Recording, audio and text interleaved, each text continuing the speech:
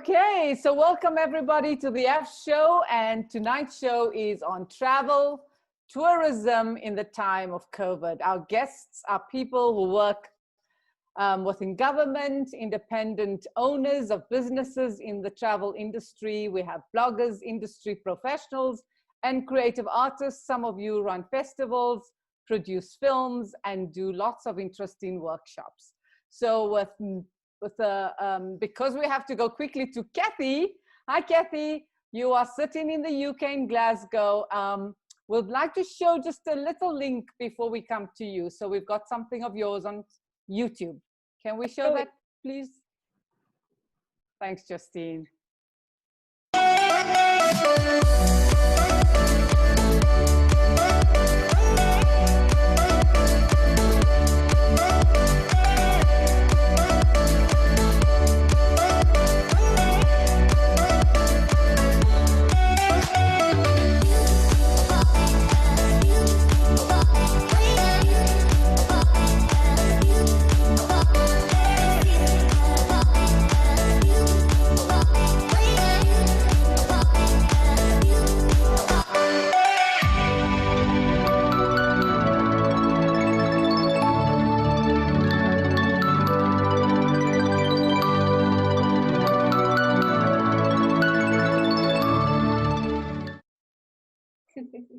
Wow, that's lovely.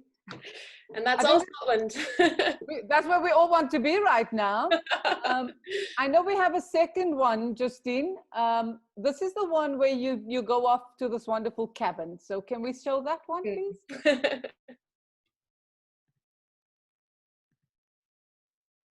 Hello from the Galloway and Southern Ayrshire UNESCO Biosphere, where I will spend the next 3 days exploring all the different sustainable ecotourism elements that the area has to offer.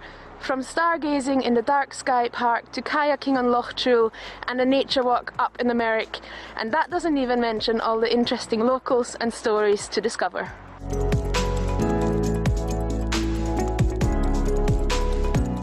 The Galloway and Southern Ayrshire Biosphere is a place of natural beauty, rich history, great biodiversity, and many Scots are lucky enough to call it their home.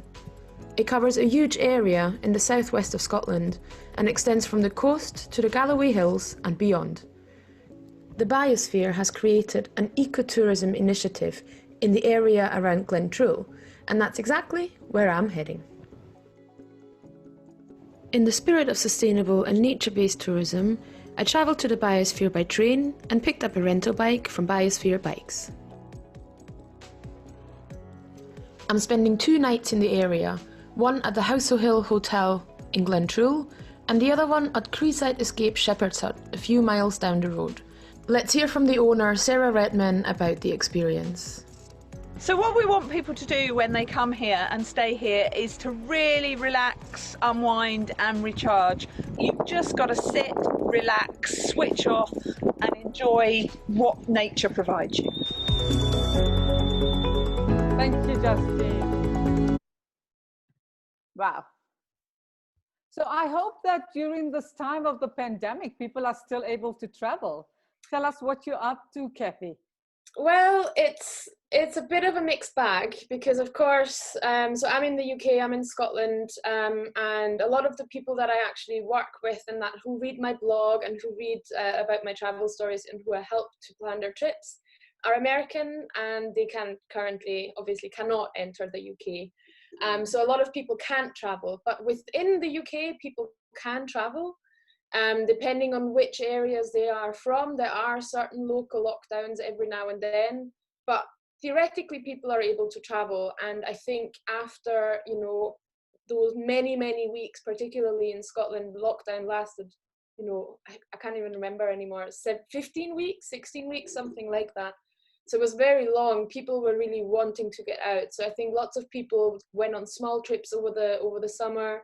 We just have school holidays coming up for 2 weeks, so people are very keen to get out of the city and just do something outside of their 4 walls. And it's a matter of mental health, I think, as well, just to get outside and get everybody moving, see something different, and just change their routine up for a little bit. but it is difficult still because numbers are still rising. We have new lockdown restrictions in place from tomorrow that particularly impact restaurants and bars, especially in the central belt of Scotland, which is with the highest densest population. So yeah, it's difficult, but people are very keen to get out. It's just about figuring out how to do it safely. I was wondering then, Kathy, in terms of your own work and how you're sharing this information, because I kind of almost feel, as you said, it's just mentally so good for you. I feel so excited just to see the beauty.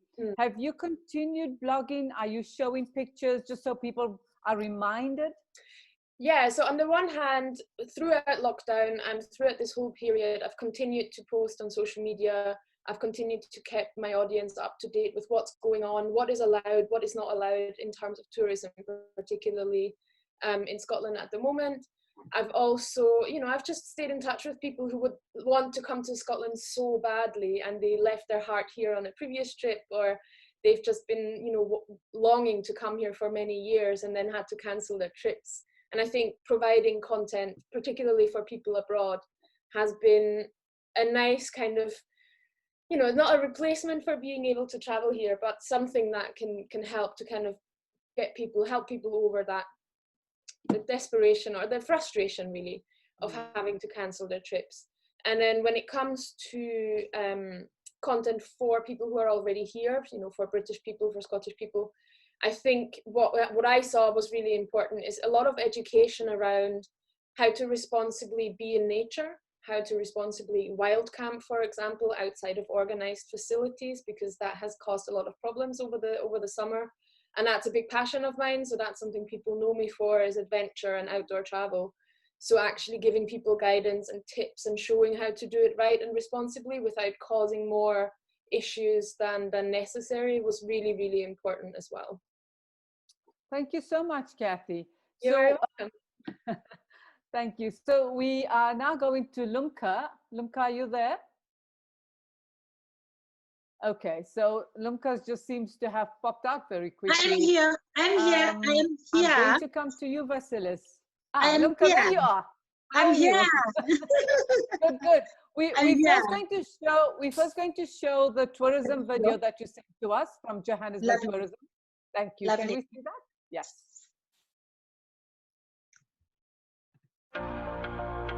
Welcome to a world-class African city, a place to visit, work and play. Welcome to more working lunches, spreadsheets, conferencing, and clinching that deal, where the highways connect us all and nightclubs are laced with township beats, where there are vibrant gatherings amid social distancing. Welcome to a city awakened by 1,000 hellos, Sawubona, Dumelang, Avsheni, and Goeiemorgens. Welcome to the home of the cool kids, the suits and ties, the influencers, the street hustlers, Abumtraiseni, and Gautrain riders. Request a trip from Moja Cafe to Maboneng, Old Reef to Botanical Gardens, Sentin to Alexandra. Grab a bite, watch O's. The streets are buzzing. Welcome to a new dawn where that glow meets multicolored face masks. Welcome to the richest square mile where opportunities meet gold, where every child who dares to be opens a book to help Africa rise. Welcome to Lifestyle, where bottomless Shampopo meets Hyde Park Sundowners, Keys Art Mile, Four Seasons Views, Hudson's Burgers, Mohodu Mondays, Mall of Africa, Monte Casino. Welcome the chance to travel again, converse face to face, and celebrate life together once more. To limit travel is to turn back progress. Welcome the chance to go outside and do the things you miss most about your city. Welcome to your city reimagined. Welcome to Joburg. Yay, Oh my lovely. gosh, this gives me goosebumps, because good evening, everybody across the globe. I'm so excited to be connected with all of you, and I understand we're all in different industries. Thank you very much, Feroz, for the opportunity for me to be part of this exciting panel. And yes, I'm happy to be representing Johannesburg this evening.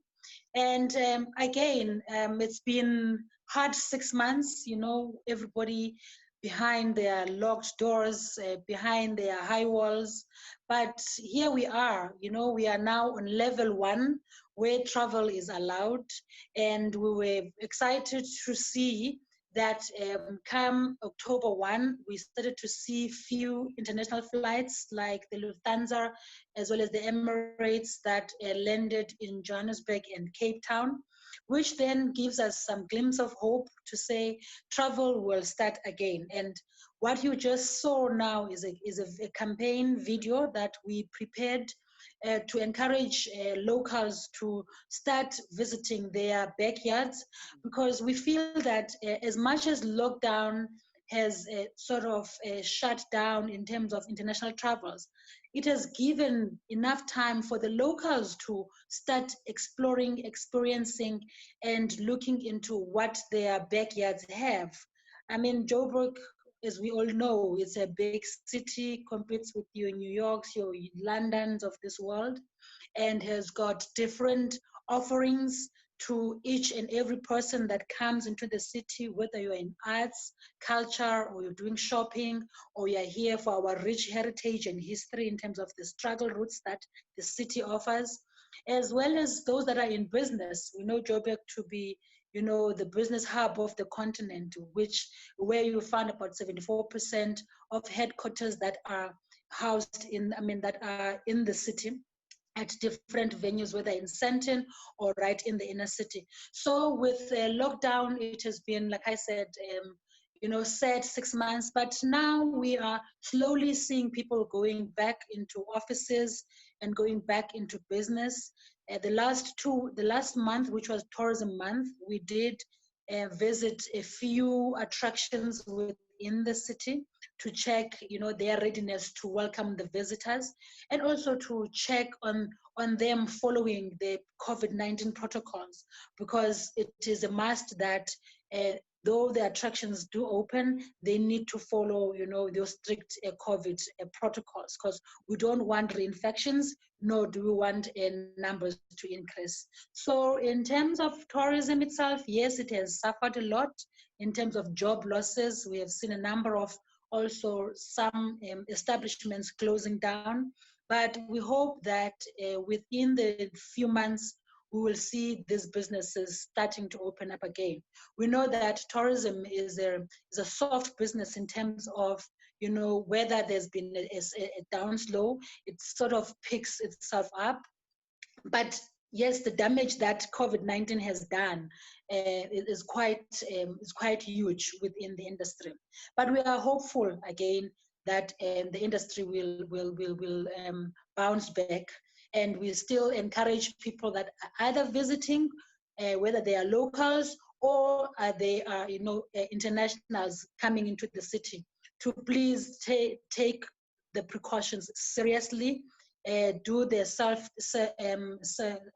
social distancing, sanitize, all those protocols. And those ones that are coming outside of the country, we encourage them to make sure that they bring their COVID-19 negative certificates. We know that it can be tedious at the airports or at the entry points, but they need to ensure that when they travel, they have got all their travel documents in hand, so that they make the process to travel smooth. Our restaurants are open now. At least we are up to 12 midnight in terms of curfews.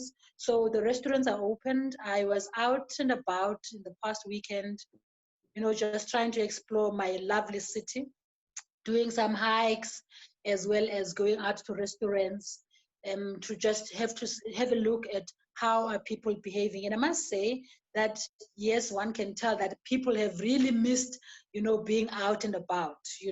We are a warm people as South Africans. We like to be out and about. Either we're meeting new people that are visiting the country or our cities. So we are happy. We are now level 1. I'm sure we all can't wait to fully open. We are soon approaching summer season. And obviously with summer in South Africa, you know, whether you are in Johannesburg, you are in Durban, you are in Cape Town, there's beautiful attractions for one to attend. I mean, there's going to be now outdoor activities that are going to be taking place.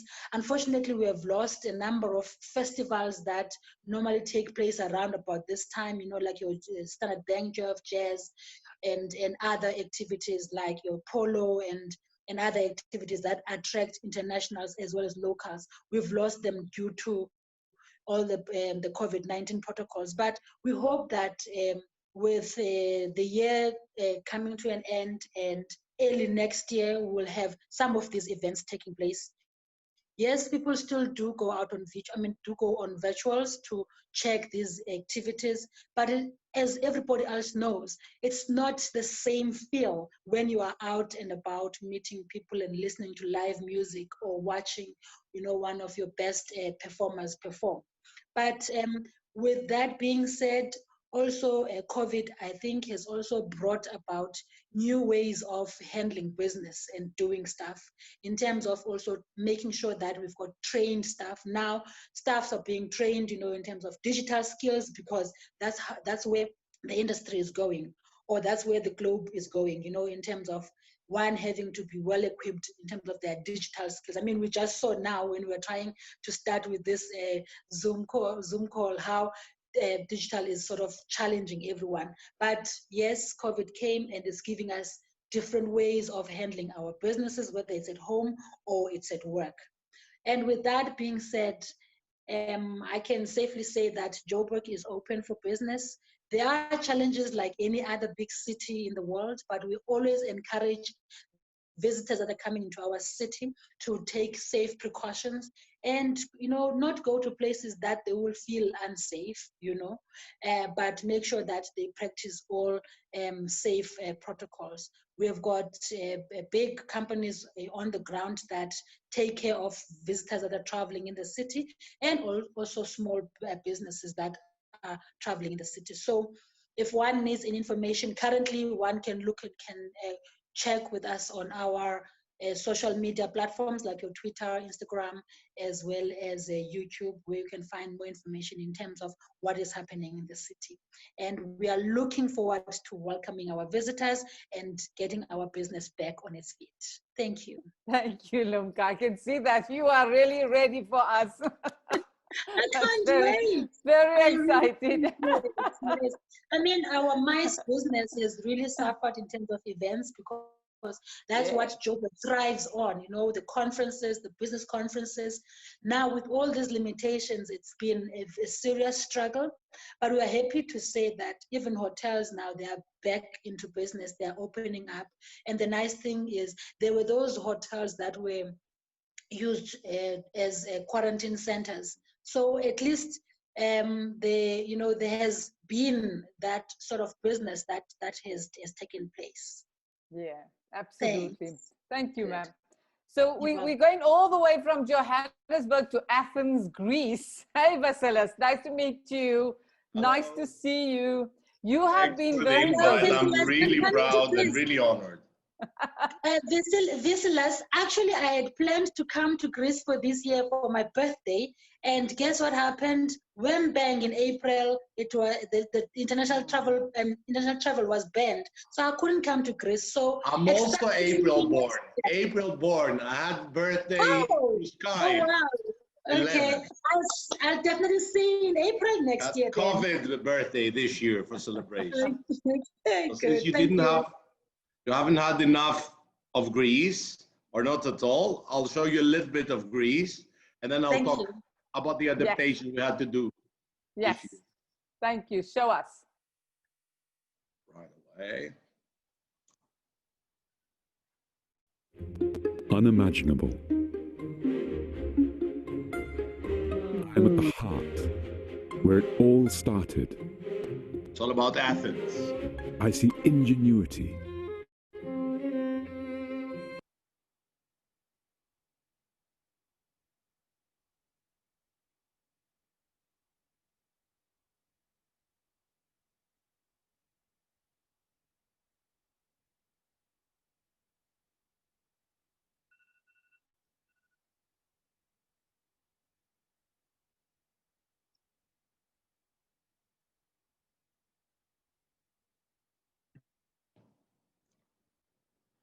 hope you can hear me now. Can you hear me? Yes, I can hear you now.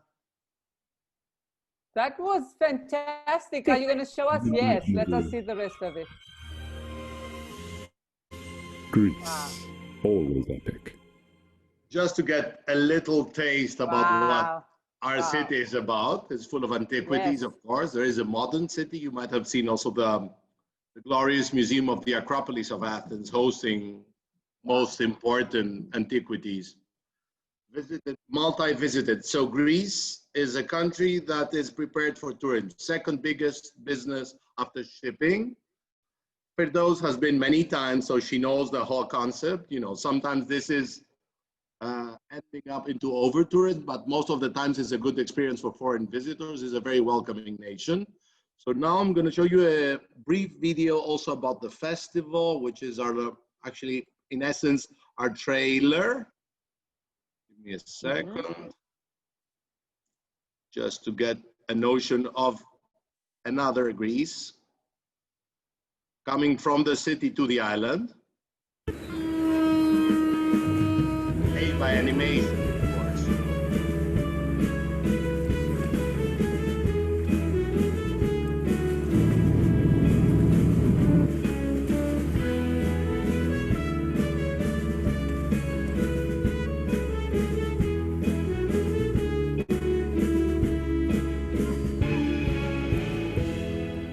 This is our official teaser. It has been broadcasted in many channels in Greece and abroad. Happily, this year we had also some international coverage. And I say happily because doing media this year has been very difficult, not only for culture, but also for tourism.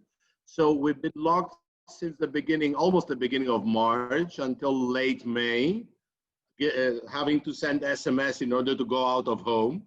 So at the moment we went out, the economy was almost paused. And one of the most important factors of the economy is tourism. So the government had to cautiously open the borders, especially to land crossings and to flights from overseas and from all over Europe and the world. So they took good precautions. We had a good touristic summer with lots of tourists and everything. However, with huge adaptations. Going to an island to host an animation festival is not just a culture endeavor, but it's also a tourist endeavor. I'll show you some of our everyday life after the COVID measures have had to be applied and obeyed, just to understand how it goes, how the story goes now. Here we are. And I'll start from the very beginning just for you. You'll see many features of the festival. The uniforms of our volunteers. It doesn't go very far. Our catalog, some things are standard, but already you see a lady in mask, our director and production director in mask, of course. Social distancing at its extreme. I'll try to load more pictures. Normally they should load. Okay, they go. We were selling masks of different colors, of course. This was an indispensable accessory on sale in our little festival shop. It goes a bit slow, unfortunately. Let me try to do something. Technology is not with us this time. I don't know what to say. I'll try to go like that. You can see the picture still? Yeah, we can. We go faster. Oh, here you can see. It's already the market. We have screenings, we have educational workshops, and a market, the professional market. Here's a market session, of course, all in masks, full masks everywhere. Here you can see that we were posting bills everywhere, how to wear your mask, how to obey the rules. There are very strong fines in Greece. So even tourists have to obey the rules very, very strictly. Why? Because the government has invested in having a safe Greece for tourists, especially during the COVID area. You can see you could barely see the faces of people. You know, it was so, here you can see one of our volunteers. The people in blue are normally volunteers with, of course, the thermometer. Thermometering, taking the temperature of people, it was obligatory to all the venues, both outdoor and indoor. Most of the venues were outdoor. This is the only indoor venue where the market session took part. Take a look at the social distancing, which was also closely monitored by the local government, the municipality. This is a huge hall. You cannot make out how big it is, actually, you know. It's huge. And it cannot show that there were only 20 people allowed in it. Normally, it can host up to 500 people. Wow. It's a glorious building. You may see now a little bit also of the island, which is pretty much like neoclassical style. Some of our merchandising. We did have standard things like branding for the festival and merchandising, but of course our volunteers again in masks, even in outdoor places, as I told you. Our education director, a very important animation journalist from the US. Normally, of course, we have tons of people. This year, we only had seating rooms of up to 50 people. Normally, we have 800 people in the seating rooms. Here is a session about the workshops preparation. An educator, another educator. And this is not just for the photos. It was the standard practice, you know. We had to apply very strict rules in order, first of all, not to make other people who were not part of the festival understand that we're not obeying the rules that they were applying also to tourists, but also because bad publicity may come at any moment for a cultural organization, a cultural event this year, you know, like they may catch you in just a Facebook or an Instagram pic, and this may be a scandal for the municipality. We had no indoor screenings, everything outdoor. So all the screenings were pop-up halls. Here you see also a pop-up hall under preparation in order to do the screenings outdoors, because indoor cinemas are closed in Greece still. Likewise, theaters, only outdoors. As long as the weather allows to us, we may go on. And after that, nobody knows how the cinema world will go. And now you may see the proper screening room and the educational workshops rooms. Up to 10 people per participants in all the kids' workshops. Normally we have 25 to 30 people, of course. You see the social distancing applying also in the workshops. People are not allowed to have, even kids are not allowed to have any physical contact, especially kids actually. Here is the programming team. The shop, which had also social distancing. Again, this thing, go a little bit faster so I don't spend more of your time to get you a little bit more into how the screening room looked like, which is a bit shocking, but it's a reality. This was a terrace, an open terrace with lots of distances, and you can see how far away each seat is from each other. Preparation had to be done on a sanitized environment and then re-sanitized after installation. Sometimes we had checks also from the police, the municipal police. But we managed to do it also online and of course physical. I show you the physical part because the digital part went very nicely. We hired a special platform for screenings, which went very nice, up to 6,000 unique visitors watching films through our platform, which is an impressive number for us. For our standards. Kids workshop, only for the shooting the kids are not wearing masks. A professor from the university along with a younger animator.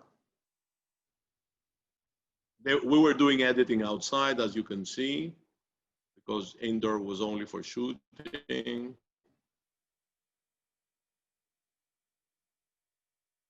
Lots of different kids from different backgrounds, both ethnic as well as social, as well as age-wise, have been applying, but we only could accept 10 by first come, serve principle. And just hear a little bit about the real screenings. We were waiting till nighttime in order to do the screenings, of course. But this thing doesn't.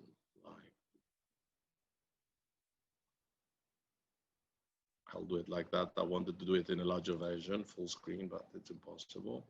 You see pop-up screens again, you see the distancing. There is fencing all over the place, regular disinfection. Thermometering was applying there, taking temperature of the people.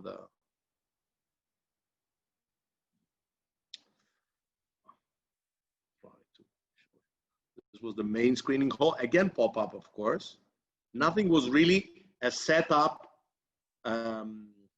cultural venue. You know, we had to redefine how we host a festival this year.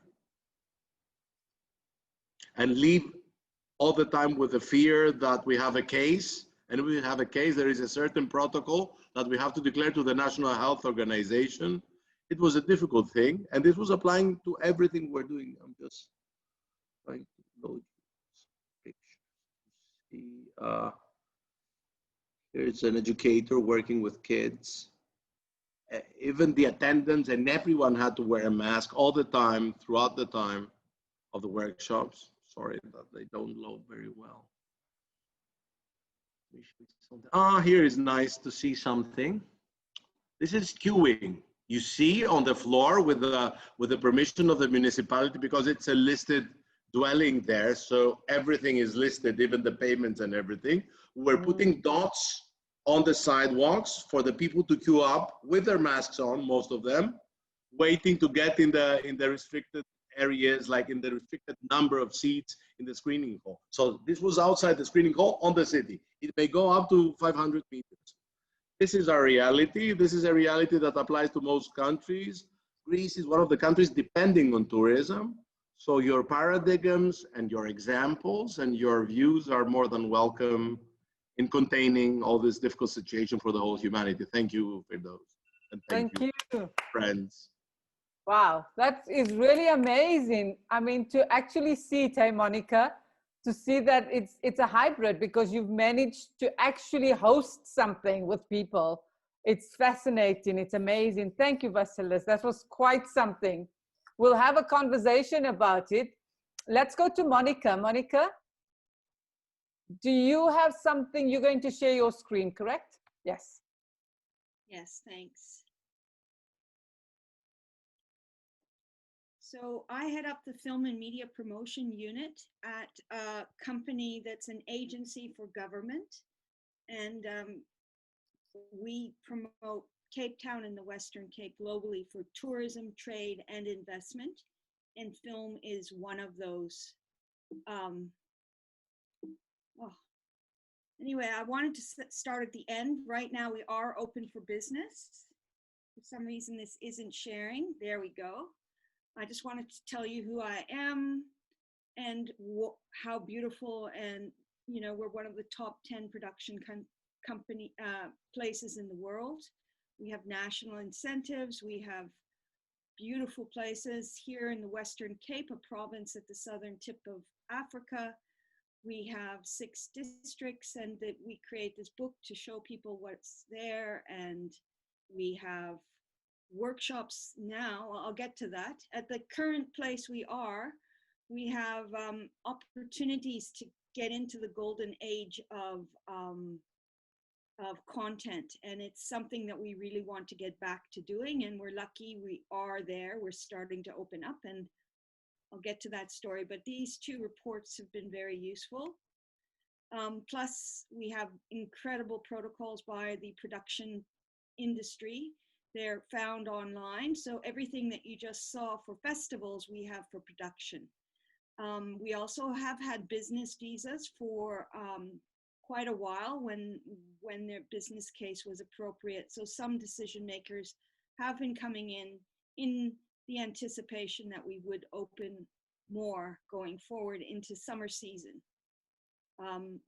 Other things that have kept us busy, we attended 8 virtual festivals, including an animation one. We helped with local festivals that are internationally facing, and they all pivoted online. Silver Skirim Film Festival, which is a screen festival doing a lot of short films and a few features, but they are bringing in more and more international. And the Encounters International Documentary Film Festival is a prestigious documentary film festival, and they had fantastic attendance and ran many, many workshops all online.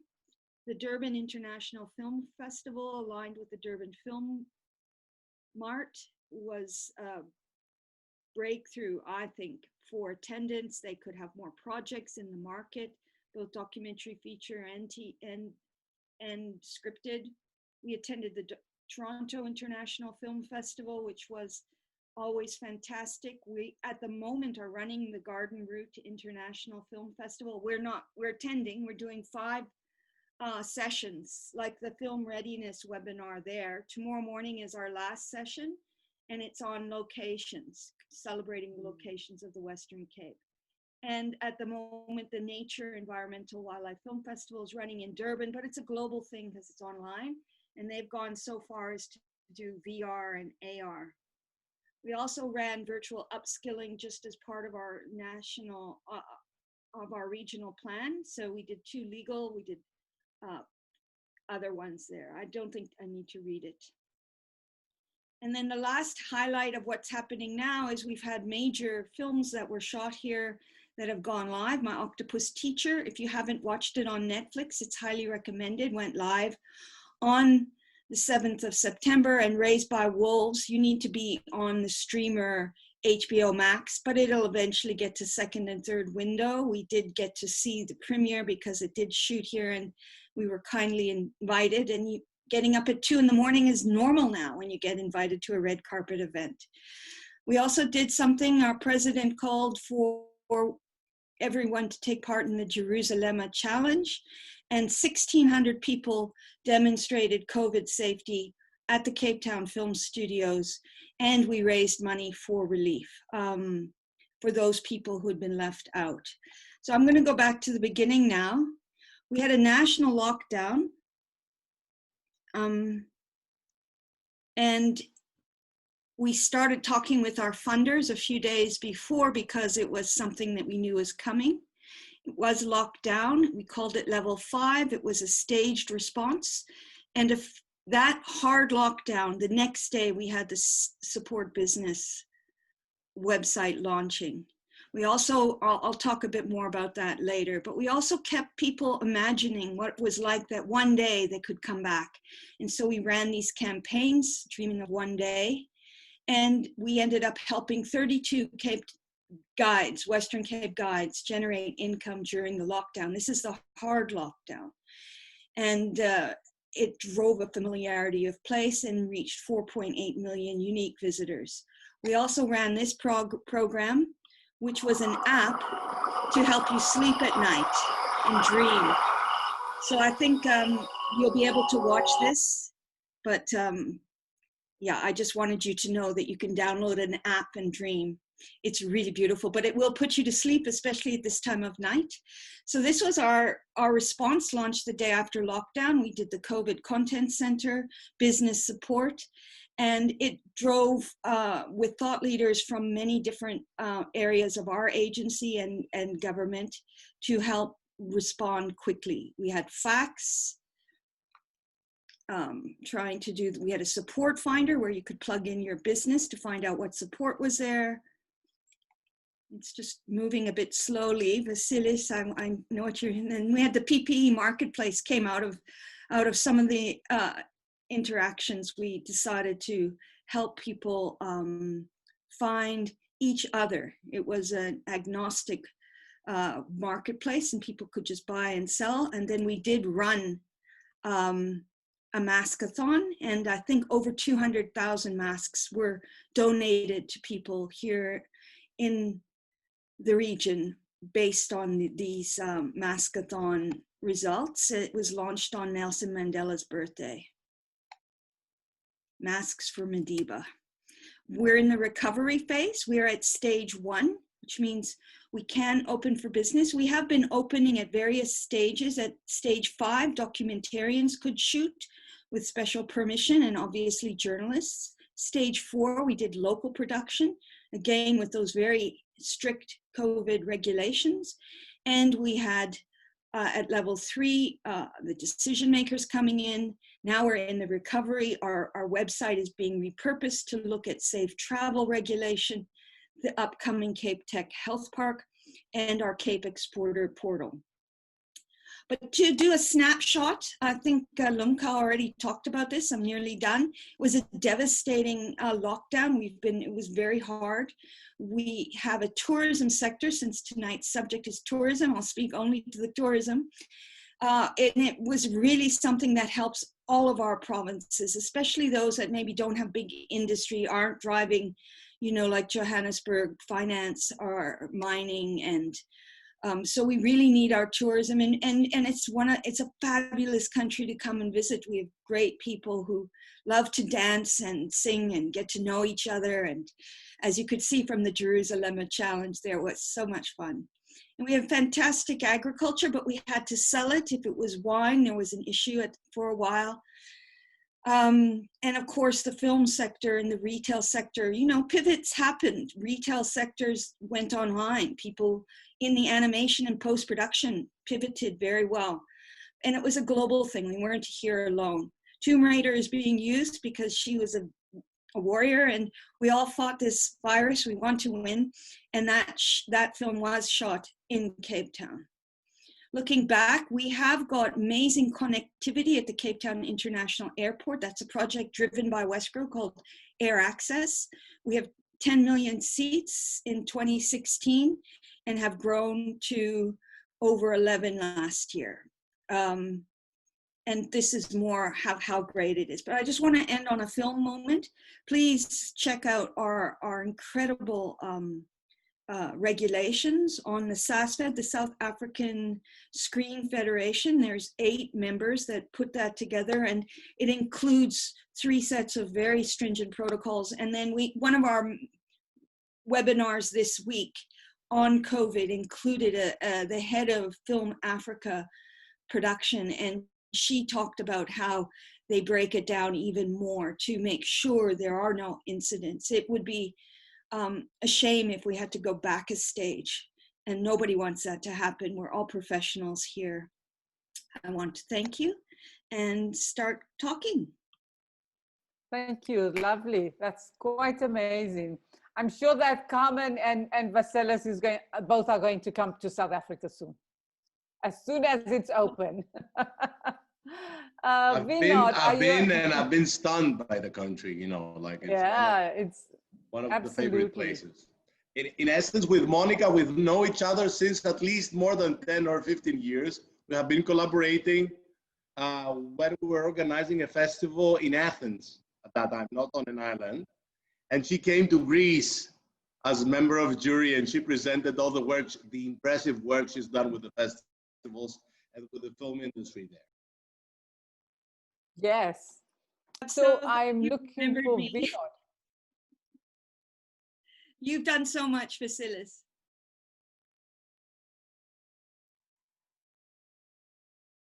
Vinod, are you there? Are you still with us, Vinod?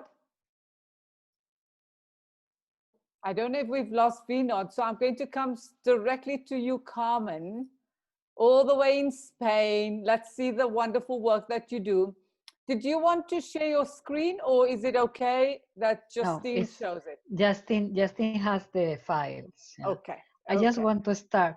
We all are living in countries as tourist destination. Also, Spain is a tourist destination. And I will focus in something that is not complete the travel and the tourism without culture, without art.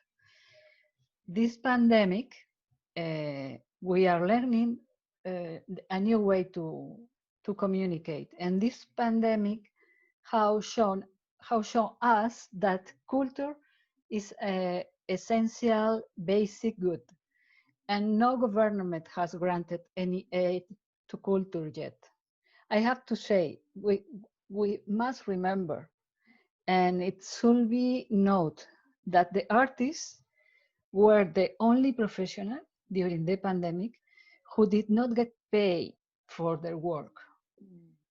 Artists and people, self-employed workers from the cultural sector, we were working for free.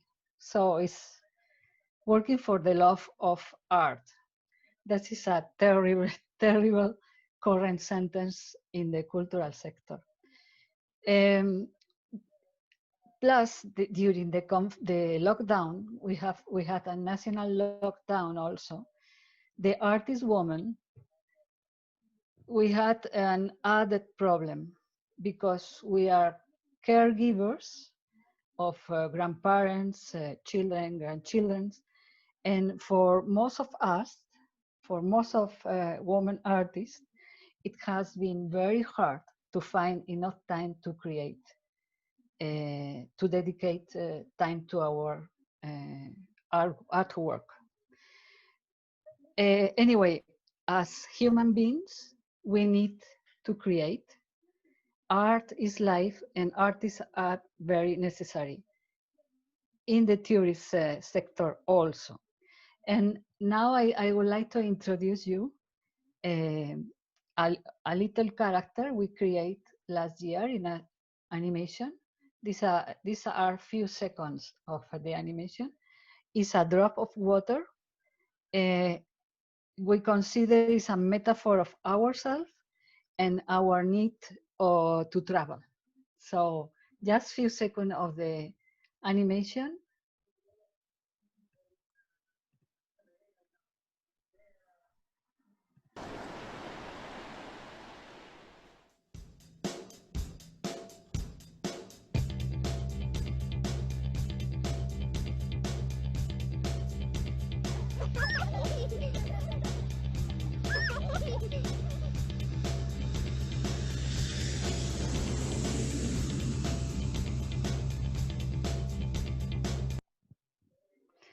Well, artists, we consider that artists, we are like drops of water that sometimes we evaporate and it seems that we disappear, but our destiny is to come back and reign again. So just another few seconds of the animation, please, Justin. The second animation, do you have it? If not, never mind. It's just. I'm sure she can. I'm sure she'll find it. Yes, yes. Is the second part of the animation. Well, this animation we did last year, the team we work all together in the same place, no physical distance, no mask, anything. And then now we have to find another way as basilic sample. Okay.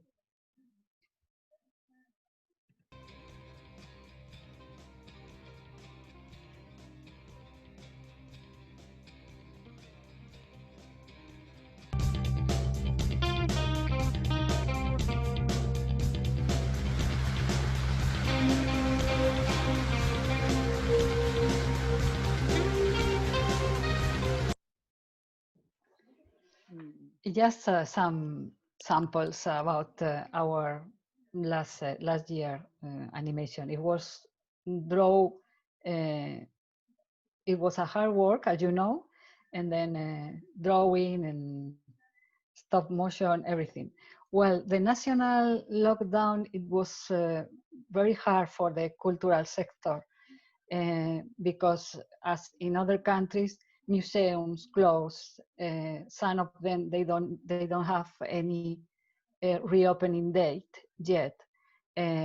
Movie theaters, festival, concert, exhibition had been cancelled.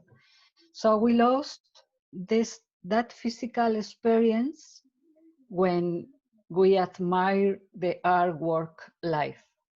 And then now we are facing a risk of a new lockdown, and then we must find a way to meet the public again with the safety measure. And then we are doing that. Film festival is coming up. But as you told you before this show, in Madrid, for example, the children, they don't have yet extracurricular activities. But in the countryside, we have, because we are working outside in facing the mountains, in the lands, etc., etc. And then one important thing in my country is we lost many tourists, foreigners tourists, and then the local tourists increased, and that this kind of tourists that would like to go also to exhibition, concert, museums, etc., etc. So facing this problem, we had demonstrations from the cultural sector in 28 Spanish cities. The name of this demonstration is Alerta Roja en Cultura. That means Red Alert in Culture. And it was to give visibility to this alarming situation. Justin has 3 photos from 3 different cities in Spain. And yeah, the idea was, you know, these boxes, big boxes, we always use in concert, festivals, everything. And it was a huge demonstration in different cities. It's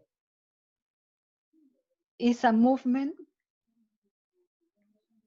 It's an international movement. It's called Red Alert. We make events, and the idea is to ask for the immediate reaction of the cultural and event agendas of the public administration with all health security protocols, because we think the culture is dying slowly, and not enough measures are put in place to stop this situation. So the workers of the entertainment and self-employers, artists, etc., etc., we are on the verge of collapse. So Alerta Roja is that movement who was born a few months ago. And it's interesting because this industry, it represents 3.8% of the gross domestic produce. So we asked for a reduction of the cultural VAT tax for shows and for self-employers and workers. And the cinema is the show with the most demand in Spain, and is charged with 10% VAT taxes.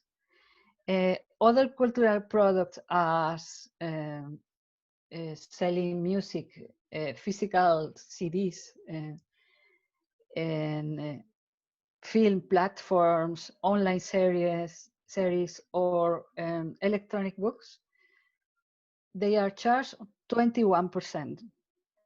And then on the other side, the super reduced tax of 4% is for books, magazines, and newspaper. So we asked for a review.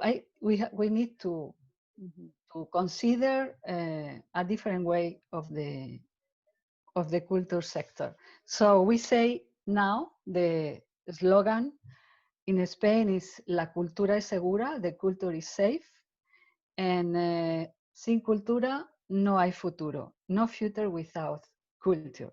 So this is the problematic we are living, the artists and the culture sector. Thank you. Wow. That's a lot of work, Carmen. I know that in South Africa, the Red Alert was also, in South Africa, they followed the same international strand on that. Yeah. And we are having a similar concern where artists actually do not have food. So, you know, when you talk to government, we are really talking not even about payment. It's talking about food to feed people. Yeah. Basic. So it is basic. Yeah. Thank you so much. That was so interesting. And I feel your heart in there. I really do. Thank you. Janet, we are coming to you now, and I've been curious to understand from an independent perspective, particularly as a young business owner, as a female in the Western Cape, which, as we know, is just like the other, like Athens or Spain, where tourism is so important to drive that economy. And I know that you have worked really hard in that sector. Please tell us how COVID has impacted and affected you and your business and generally for the Western Cape. Great, thank you for those. It's been a very interesting time for us. You know, when we went into lockdown, we budgeted for 12 days, and here we are 6 months later. And the nature of my business is vehicle rental and shuttles. So most of my assets are financed assets. In order for me to be competitive in my sector, I have to have good quality, fresh looking new vehicles. So I had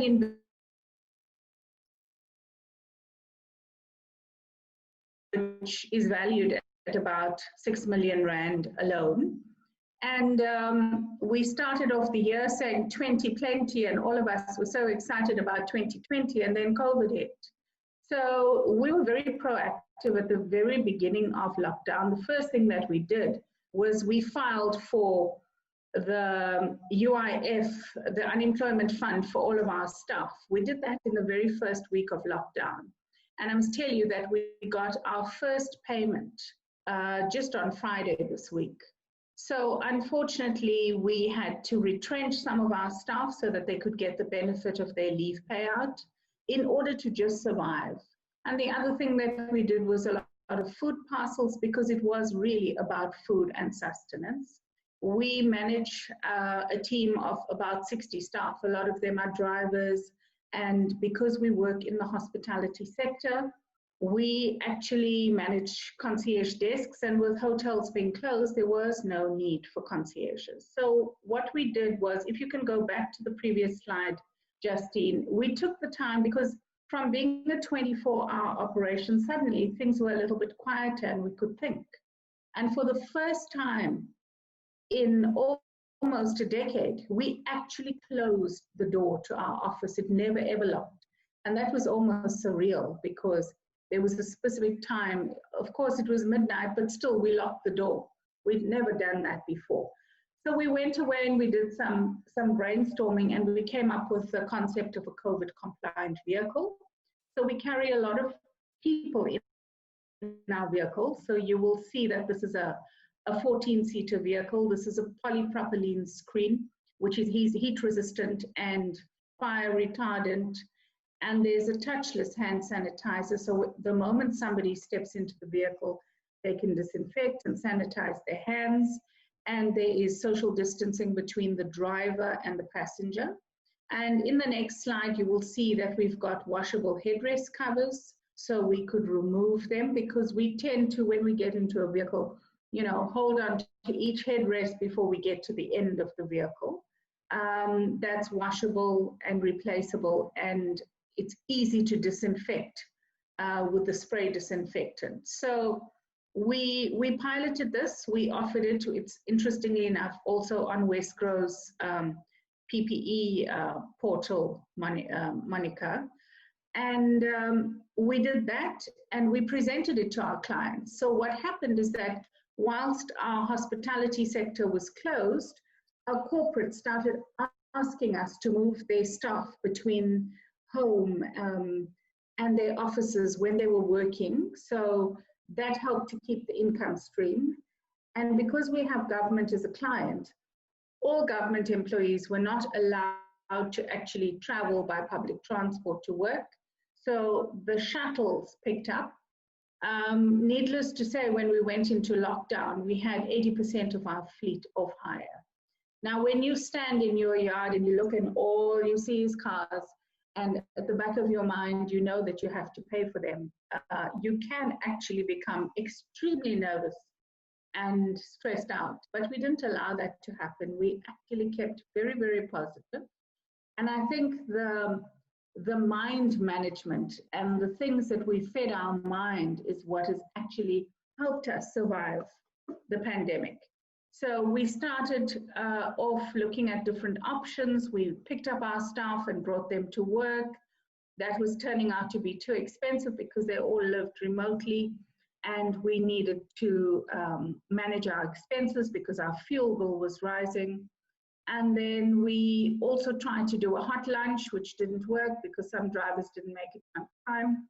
So then eventually the model that we came up with was to give small cars from our rental fleet to one driver, who then picked up 3 or 4 other drivers and brought them to site. And that's what we do now, and we keep our large vehicles at the various depots that we service. During lockdown, we also innovated a little bit because we realized that the economy was not what it used to be, so people can't pay for short-term rentals. We started to focus on long-term vehicle rentals. We offered great incentives like unlimited kilometers. We lowered our deposits because we knew that people were not, incomes were challenged, and people didn't have the kind of disposable income they had before to lodge a large deposit whilst they rented a car. So we brought it way, way down and made it really affordable. And we even, with some of our long-term clients, also did a 0 deposit rental because we knew them, they had been loyal clients. And then we introduced the concept where somebody could rent a vehicle and eventually own it. So they could pay over a 5-year period.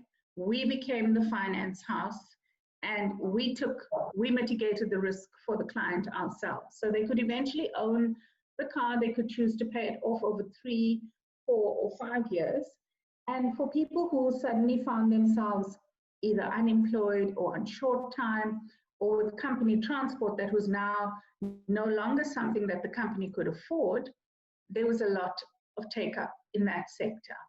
Then we also found that directors who had maybe a director's allowance could restructure that allowance, put more of the money into their living expenses, and take a car from us, which was cheaper than paying a large car allowance. So, we started to really see how can we be flexible and meet economic needs of various individuals.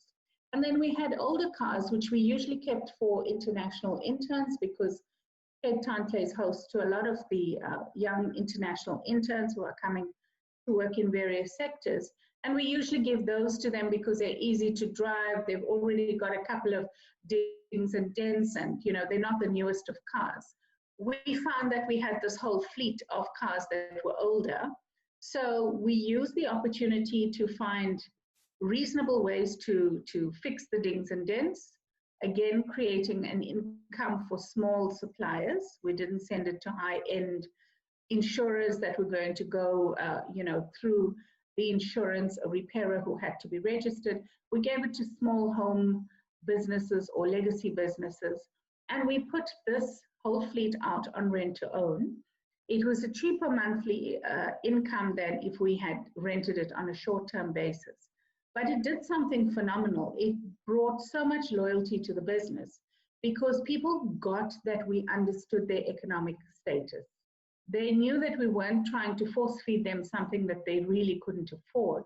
And so we built a lot of customer loyalty that way. And we put our entire, what I call a third life vehicle, that is close to 100,000 kilometers. We put it out on long-term let. We put it out on rent to owns. And people were very happy with that. We also offered people the opportunity to finance the insurance on their own. So they weren't obliged to take our insurance. As long as they gave us proof that it was covered, they might maybe get a cheaper rate, etc. So we really looked at our product and tried to make it as flexible as possible. Of course, from the pictures that you've seen of beautiful Cape Town, touring is what we love to do. And because we couldn't play host to our international tourists, I started to write on social media about my day. I started to visit places and post pictures about it. And, I didn't realize the impact it was having until when I missed a day or two, people would inbox me via Facebook sometimes people that I didn't even know and say, are you okay? Because you haven't written today. And we were just wondering if you're going to post your story of the day. And my stories were real, you know. I would say things like, my goodness, I've got 8 Mercedes-Benz that I now need to find solutions for because I'm going to have to pay for them. And as each Mercedes-Benz went on long-term rental, I posted about it. Or when in the middle of lockdown, you know, we still working from home. So, you know, I'm pretty much working from home. When we found that in the middle of the night, the plumbing went haywire at our office building and we couldn't get hold of anybody, the next morning I posted the pictures and you know, they were awful. But we couldn't get service people out on our business premises. And just the real stories and saying things like, you know, I woke up today and it was really difficult to face the day. I wrote and I have been writing real stories because it's not all great. There are great challenges. You know, our banks have been phenomenal because they've given us payment relief. But all that payment relief does is that it extends your finance agreement. It doesn't actually give you payment holiday. It just gives you relief so that you can bide your time over until your income increases. So where we find ourselves now, at level 1, it is slowly starting to pick up. Some of our corporates that rented from us can't afford to do that anymore. They're looking at their own fleet. They're looking at creative ways that they can actually manage. So it's pretty much a look and see for those, you know. I'm happy to say that we only have 20% of the fleet off hire as opposed to 80 at the beginning of lockdown. So we've got 20% of the way to go, but that's just our rental fleet. In reality, our hotels have either 10 or 20, maximum 40% capacity. And whereas we used to do 30 or 40 airport transfers a day, you would get a booking, and then a day or two later, you'd get a cancellation to say, I'm not sure if you got this note, but the client is unable to travel because the airport in Miami is not open and we cannot receive these guests. So that is where we find ourselves. We are continuing to stay positive and to try to innovate. We're really trying to push other income streams. So we've started to really up and build the sales side of the business. So my business really has relied on tenders and service level agreements with large hotel groups. I find that some very highly talented people have been retrenched, people with immense collateral, who've got 25 and 30-year work history. So my client at South African Airways Express, who was my point person, is now micro-jobbing with me. Somebody from a leasing company that was an advisor, a mentor, and a sometimes client is now micro-jobbing with me. So I've got 4 people that are micro-jobbing that have either worked at Table Mountain or South African Airways or leasing or media houses. And suddenly we've got this amazing energy. I've taken beds out of my room and I've converted them into offices. And it's such an amazing energy. So when we come together, everybody's got their own space. I make sure that there's beautiful teas and coffees out, and I make a nice fresh salad for lunch every day. And we're able to engage whilst maintaining social distancing. And it's almost like we've got an intellectual hub of creative and talented people that come to me at home. What a pleasure. And we are innovating and incubating ideas. And on the other side at my office, the operations team continues to keep the wheels turning, if I could say it that way, and focus on the transfers and the rentals, etc. But we need to have this innovation hub that we've created because, you know, my mind is just blown with all the possibilities and all the ideas. And whilst all around me, rental companies are closing, they're liquidating, they closing down their offices. People ask me why I'm continuing to smile. It's because whilst the big giants are closing, there's a huge growth curve opportunity for us because every single one of those clients will need to be serviced. Those customers who had highly skilled people with 30 and 40 years of experience who could go in and negotiate a deal, corporates have culled from the top, the top earners. So they're going to be left with junior people who are not maybe as capacitated to be able to broker things as efficiently. So that's what we have, is we have good collateral, we've got a good, intellectual capital.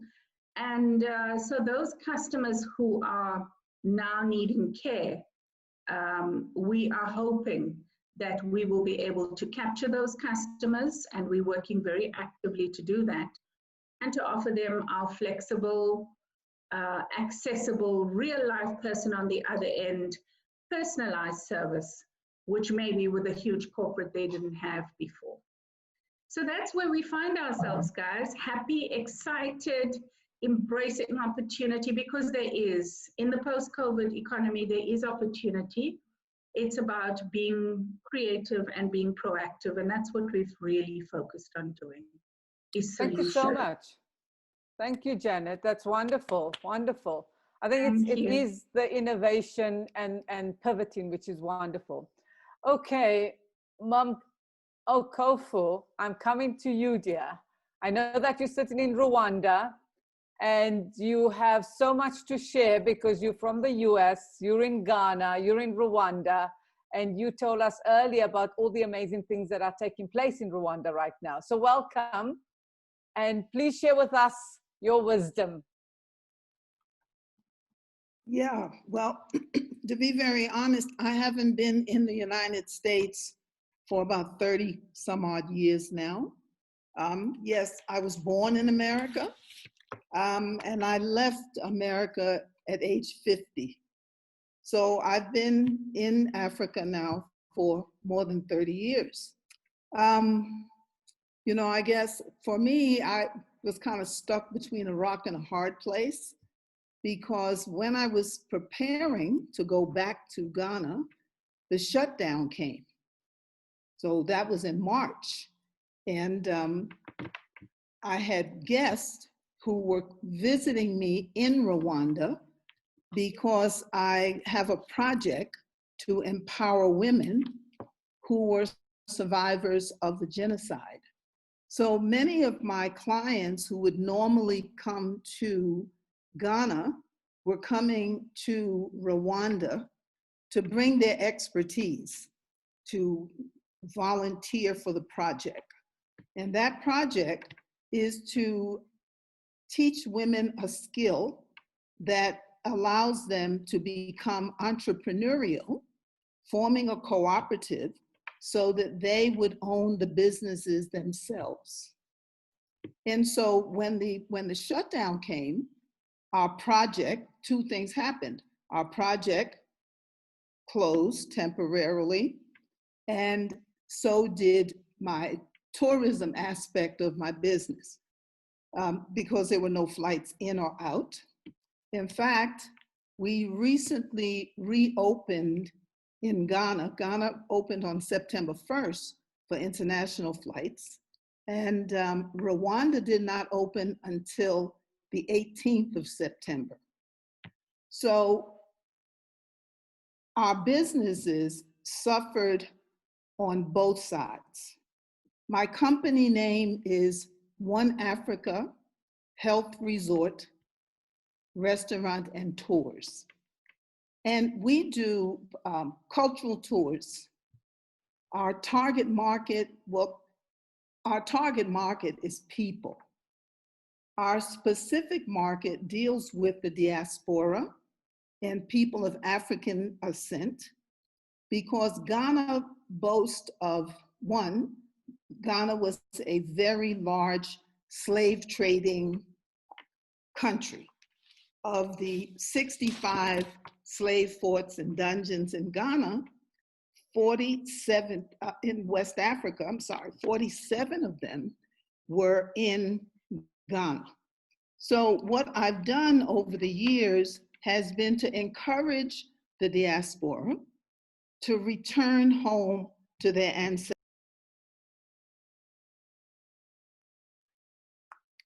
You're on mute. You're on mute. Oops.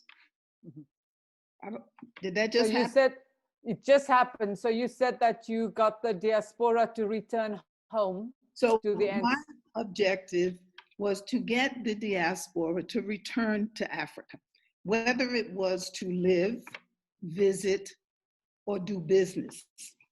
And I do what we call ancestral and spiritual retreats. We take visitors into castle dungeons to reconnect with the spirit of their ancestors, because as Africans born in the diaspora, many of us never had an idea that we would be returning to Africa, because the kind of media hype about Africa for so many years has been very, very negative. And what we saw about Africa certainly did not make you want to come there. I'm real happy to say that through not only my efforts, but others, the numbers of visitors, specifically the African diaspora, has increased substantially to Ghana. My business is not limited, it's open for everyone. There are certain things that I do for a specific group because that's what's appropriate to them based on our history. So we have an excellent restaurant. We have an excellent little, it's a village in One Africa. And what I call it is the drop off the grid place, because we're on the ocean. We're at the Gulf of Guinea.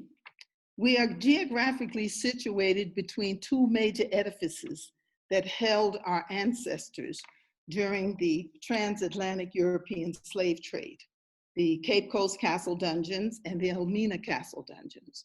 And our place is geographically situated between the two of them. We're at 0 degrees latitude, 0 degrees longitude. We're at the center of the earth. And so it's a real spiritual experience for us when we come home. And surprisingly, get there to see that all of that negative propaganda that went out about so much of Africa, we found a lot of that not to be true, because we had an opportunity to see, other than, you know, people will come and they take pictures of rundown villages and children without clothes and all sorts of stuff, but they never show the beauty of the country. Ghana is an extremely beautiful country, and there are a lot of opportunities, whether it's business, visiting, or repatriating. So I do a lot of counseling for people who are interested in leaving America, leaving Europe, to return to Africa, because you definitely have to have a plan. Unless you got what we call deep pockets, that's plenty of money, you just can't jump up and leave and show up in Africa. So those are the kind of things we do. Our village, we have 12 rooms. I also have a museum which speaks to the history of the African diaspora and the continent, so that we can share, and something, we have another part of our museum which is called the Black Inventions Museum, so that we can share the history of the diaspora with the rest of the world, whether they come from China, Germany, from wherever. We have a very large cross-section of visitors. So all of my time had previously, I've traveled around parts of Africa, to South Africa. I've been to Cote d'Ivoire, Benin, Nigeria. And in order to be able to give, oh, you did get some of my pictures? Oh, all right. That is the Elmina Castle Dungeons. I did send you some pictures showing some of the things that we do. I do a lot of interviews regarding the slave trade and just Africa in general. And people always want to know, why did you leave America to come and live in Africa? Well, why not? Africa is my ancestral homeland. So after so much time, and this is the Elmina Castle Dungeons here. This was the largest castle dungeon and one of the first that was built in Ghana and built specifically for trade, not slave trade, but trade in merchandise. And then ultimately it became a slave castle dungeon. One of the things that I tell people in talking about the castle dungeons is that for us as African people, we need to be a lot more specific, because castles was not where my ancestors were. My ancestors were in dungeons for months, waiting for the ships to take them back to the Americas, back to South America.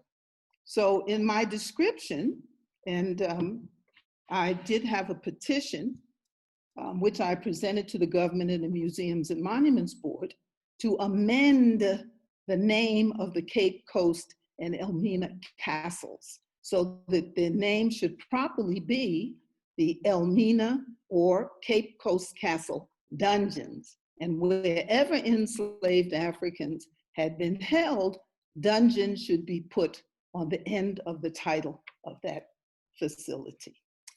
So right now, my business is slowly opening. We had to close down in its totality. I have 13 to 15 staff, and we had to lay off quite a few of them. What we did was that because we did not have income, was to reduce their salaries so that at least, I mean, we could give them something and they would not, wouldn't just be out.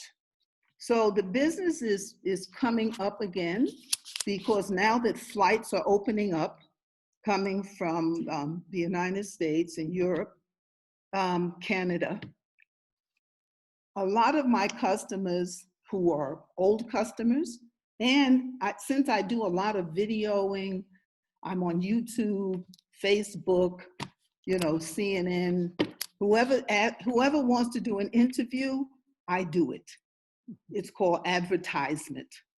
And so people know me, people know my work, and each one, someone's always telling someone about the special services that I provide at my place.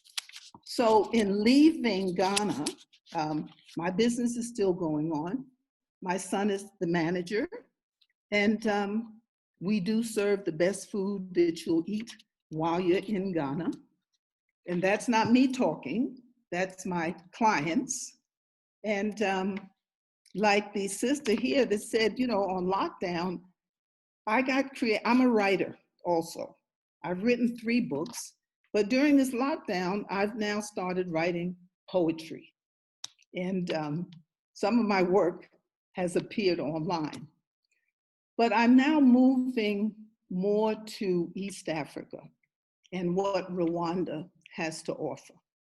And so, surprisingly enough, many of my guests and followers are following me to Rwanda, which is a good thing. I mean, I think that East Africa is a lot different than West Africa. It does have a lot to offer. And because we only just opened up the airlines as at, I think it was the 14th of September, when Rwanda finally opened up. And then there are the restrictions because of COVID. You have to take, when you leave America coming to Ghana, when you arrive, one, you have to bring your certificate showing that you've tested negative. But then when you get to Ghana, you have to take the test again and pay $150 for the test, which I don't agree with, okay? But people are coming. Most of my clients at this time are scheduled for November, December, January. So we do see an upswing, and we have to maintain social distancing. Unfortunately, as at September's last reading, Ghana had over 40,000 COVID cases. A lot of recoveries, but the numbers were high. So other than that, that's who I am. Everyone calls me Mama Africa. They think that's my name, okay? In fact, I do tours, so I take people around the country. And I remember one time I had this group, and everywhere I go, people say One Africa. So one of my visitors says, well, why do they call you that? I said, because they think that's my name. She said, oh, no. So the next person that I saw, I said, young man, come here. Do you know me? And he said, yes. I said, what is my name? He said, Mrs. One Africa. Oh. So that's how I'm known all over the industry. But I think, so at this time, my objective at this stage of my life, because I have more years behind me than I have in front of me, is to enjoy my life as much as possible, to be as happy and as joyful and as positive as I can. And I wish the same thing for all of you. And I invite whoever's listening, because I've done quite a few interviews, BBC, CNN, all of those folks. And to say to anyone who is going to see this, that Mama Imachus, One Africa, I'm still working it, okay? Age is only a number. It only identifies the point in time that you came into this existence. Yeah. So you're as young as you feel. And so right now I'm feeling like a teenager, an older teenager, okay? But I enjoy the business. I enjoy the interaction with people. I enjoy making a difference in people's lives through what we call tourism. Thank you. That's where I am. So thank you very much. Let me just give a shout out to my children. We had 6 children. I have 25 grandchildren and 15 great-grandchildren. And my objective is to bring all of my family to what we call in Ghana, our family house at one time, to introduce them to the legacy that my husband and I have created for them. So thank you very much. And come and visit me sometime. Thank you so much. My best spot is Fish Marsala in Ghana for sure. Absolutely. Right. At the Golden Tulip on the beach, just over there. Oh, yeah. Yeah. I always said that when I write my memoirs, it will be definitely in Accra, Ghana. Having Fish Marsala right there on the beach. Well, let me invite you to come to One Africa. Definitely. We are definitely on the ocean. And if you want to are you close to Labadi Beach? Because it was Labadi Beach Hotel that I used to hang out. Yeah, Labadi is on the ocean. Yeah. I'm on the ocean on the Gulf of Guinea, but I'm a 3.5-hour ride, depending on traffic, from Accra. Our place is called Elmina. Okay. But definitely you put your cell phone away, and you just spend some time getting into your self of selves, get a massage. Well, I think what has been wonderful about tonight and today's conversation is that each of you have shared the beauty of where you live and the work that you do. And I'm so grateful. I'm really sorry about the technical hitches and glitches that we had. Out of 18 shows, today's the 19th. It's the second time we've had this challenge.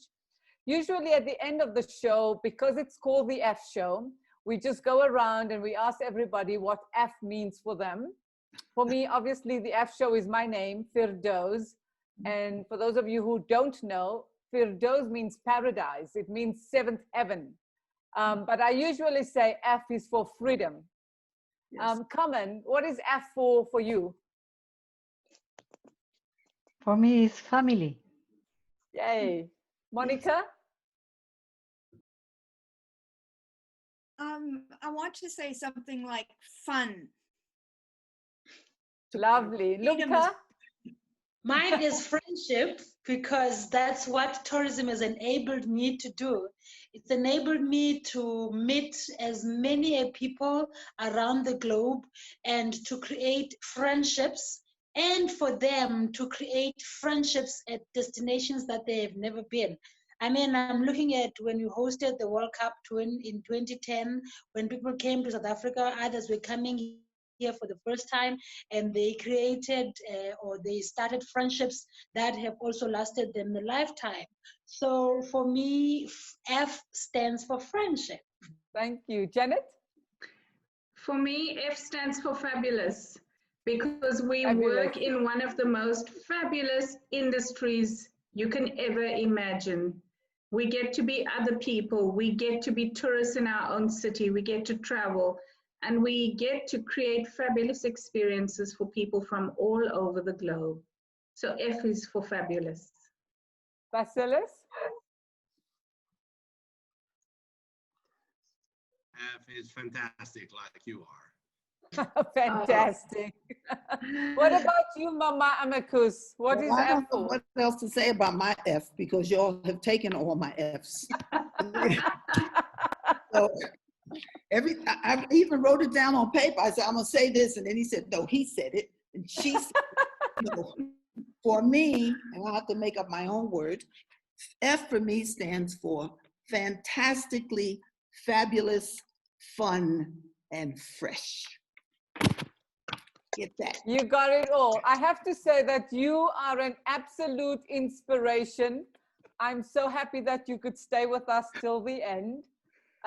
I hope that at some point in the post-COVID world, we will visit each other. I think you have shared with us some wonderful ways in which you've pivoted your business, how we've supported each other, how notwithstanding COVID, we have traveled. Yes. And we've traveled, whether it was virtually or through festivals, through films, through animation. Thank you so very much, everybody. Go well, take care. See you on Facebook. Bye. Thank you. Bye-bye.